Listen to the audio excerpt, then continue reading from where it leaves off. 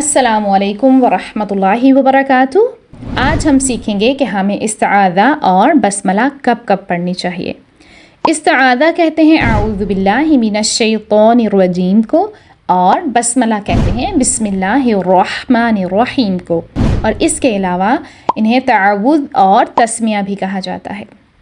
अल्लाह ताला ने कुरान पाक में इरशाद फरमाया, फ़इज़ा क़रअतल क़ुरआन फ़स्तइज़ बिल्लाहि मिनश शैतानिर रजीम, और जब तुम कुरान पढ़ो तो शैतान मरदूद से अल्लाह की पनाह तलब करो।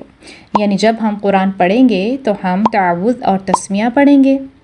तो अगर तो आप आहिस्ता आवाज़ में या अकेले कुरान पाक की तिलावत कर रहे हैं तो इस्तिआज़ा भी आहिस्ता आवाज़ में पढ़ेंगे, और अगर आप बुलंद आवाज़ से तिलावत कर रहे हैं तो इस्तिआज़ा भी बुलंद आवाज़ से पढ़नी चाहिए।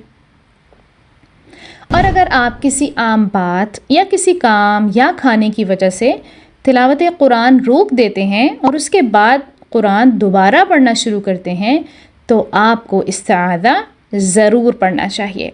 अब हम सबको इतना तो मालूम है कि बस्मला हर सूरा के शुरू में ज़रूरी पढ़ना चाहिए सिवाय सूरा तौबा के। अब इसकी क्या वजह है, उसके लिए हमारा इतना जान लेना ही काफ़ी है कि आप सल्लल्लाहु अलैहि वसल्लम ने नहीं पढ़ी, तो इसलिए हम भी नहीं पढ़ेंगे। अब हम कुछ ऐसे हालात के बारे में जानते हैं कि हम इस्तिआज़ा और बस्मला और सूरा को कैसे मिलाकर पढ़ सकते हैं। तो पहला तरीका है क़त्उल जमी। क़ता कहते हैं काटने को, यानी तीनों को एक दूसरे से अलग करना। पहले इस्तिआज़ा पढ़ना, फिर रुकना, फिर बस्मला पढ़ना, फिर रुकना, और फिर सूरा शुरू करना। जैसे अऊज़ु बिल्लाहि मिनश शैतानिर रजीम, बिस्मिल्लाहिर्रहमानिर्रहीम, क़ुल अऊज़ु बिरब्बिन नास। और दूसरा तरीका है वस्लुल जमी। वस्ल कहते हैं जोड़ने को, यानी तीनों को आपस में मिलाना।